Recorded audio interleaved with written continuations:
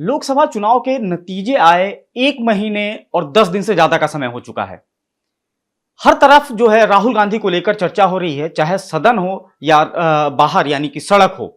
वहां पे राहुल गांधी जिस तरीके से सत्ता पक्ष को घेर रहे हैं, जिस तरीके से वो अटैकिंग मोड में हैं, और उसके बाद कांग्रेस की तरफ से भी जो leader of opposition Rahul Gandhi बने हैं, उसको लेकर इसको वॉइस ऑफ जो है पीपल की तरह जो है इसको प्रचारित किया जा रहा है। यानी कि राहुल गांधी एक ट्रांसफॉर्मेशन का जो दौर था वो उस दौर से गुजर रहे हैं और एक नया ट्रांसफॉर्मेशन राहुल गांधी के अंदर देखने को मिल रहा है, ऐसा लोगों का भी मानना है। और कांग्रेस इसी तरीके से राहुल गांधी को प्रचारित और प्रसारित भी कर रही है। आखिर इसके क्या मायने हैं, इस पे आज जो है डेली लाइन के डिस्कशन में इस पे चर्चा करेंगे और इस पे हमारे साथ जुड़ेंगे हमारे वरिष्ठ सहयोगी प्रशांत शुक्ला जी। प्रशांत जी, बहुत बहुत स्वागत है आपका। प्रशांत जी, सबसे पहले तो राहुल गांधी को देखकर अब जो है 2024 के इलेक्शन के बाद और 2019 का जो लोकसभा चुनाव था, इन दोनों में सबसे पहला अंतर आपको क्या नजर आता है?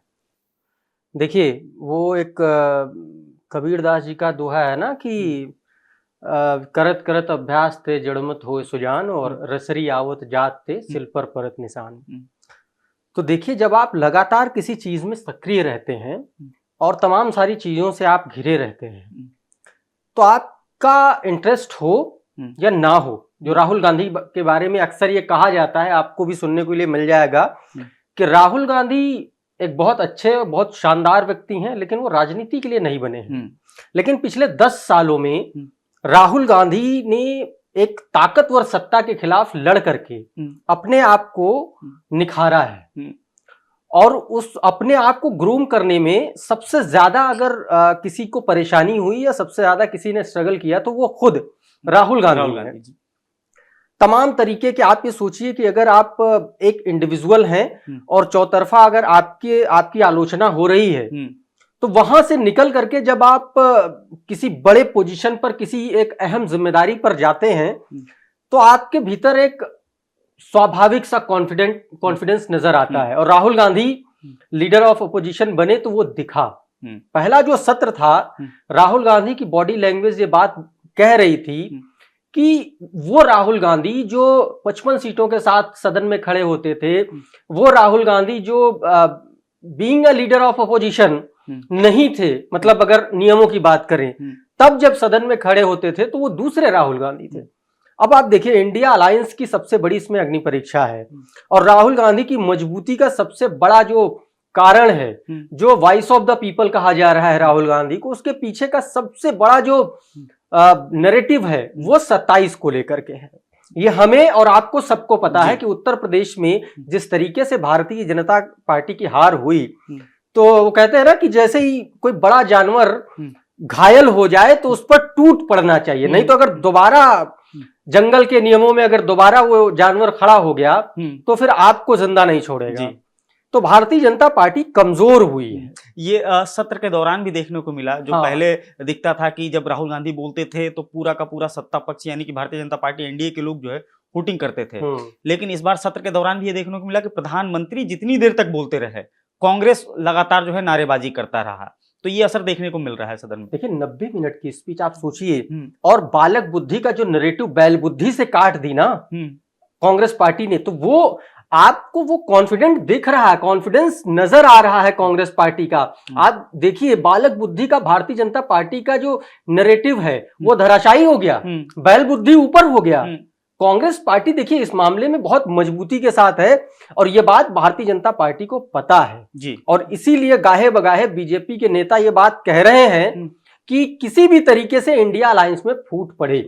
जब तक फूट नहीं पड़ेगी, ये बात भारतीय जनता पार्टी को पता चल चुकी है। अगर इंडिया अलायंस इसी मजबूती के साथ खड़ा रहा तो आने वाला जो चुनाव है विधानसभा का 5 राज्यों में 2027 में, उत्तर प्रदेश है, उत्तराखंड है, पंजाब है, बड़े स्टेट हैं, तो आप ये सोचिए अगर वहां पर ये स्थिति बन गई उस समय तक, तो भारतीय जनता पार्टी के लिए वाकई में चुनौती है। और आप देखिए कल का बयान देखिए भूपेंद्र चौधरी का, जिस तरीके से उन्होंने वो बयान दिया कि कांग्रेस जो है जिसके साथ गठबंधन करती है उसी को खा जाती है, उसी को निगल जाती है। तो आप छटपटाहट समझिए भारतीय जनता पार्टी की।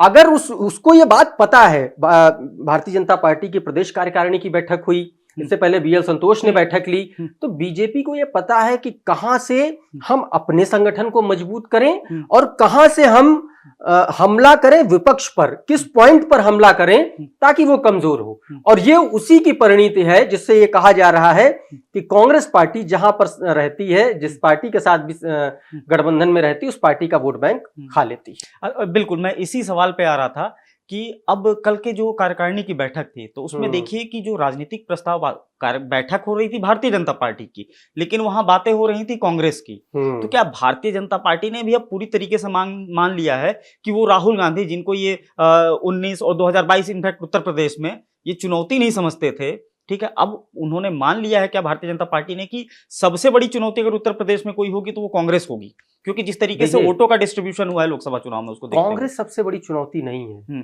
बहुत माइन्यूट सा डिफरेंस है। जो वोट बैंक इंडिया लाइंस में गया वो ज्यादातर दलित वोटर्स की वजह से ही भारतीय जनता पार्टी की सीटें कम हो गई।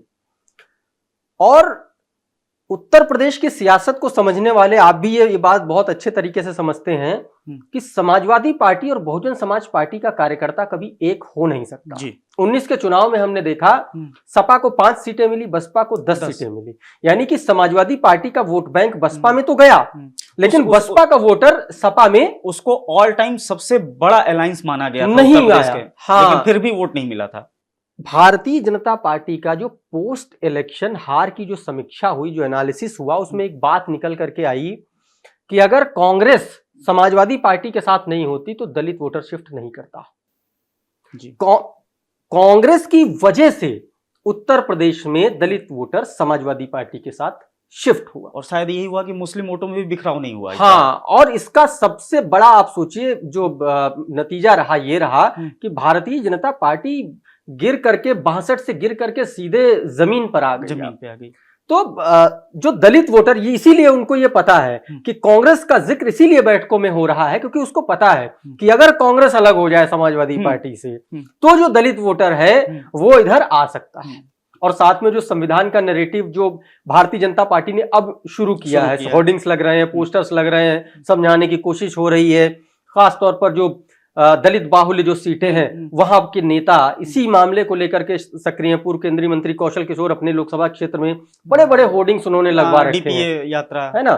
तो आप ये समझिए कि बीजेपी के लिए सबसे बड़ी टेंशन कांग्रेस पार्टी इसीलिए है उत्तर प्रदेश। अच्छा, एक और चीज है, चूंकि आपने कहा कि बड़े बड़े वो संविधान को लेकर जो बातें हुई, बड़े बड़े होर्डिंग बैनर लगाए जा रहे हैं, केंद्र सरकार ने एक फैसला भी किया जिसमें जो है कि संविधान हत्या दिवस वो मनाएंगे।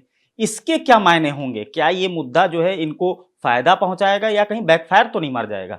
मैं तो सीधा सीधा जानता हूं, जब कोई बात हिंदुस्तान के राजपत्र पर, भारत सरकार के राजपत्र पर लिख के आ जाती है तो वो मान लिया जाता है कि भाई ये आज का दिन जो है वो 2 अक्टूबर होगा, आज का दिन 26 जनवरी होगा, गणतंत्र दिवस होगा, 26 जनवरी को मनाया जाएगा, 2 अक्टूबर को गांधी जयंती मनाई जाएगी, 15 अगस्त को स्वतंत्रता दिवस मनाया जाएगा। भाई ये तो गजट जारी हुआ जी।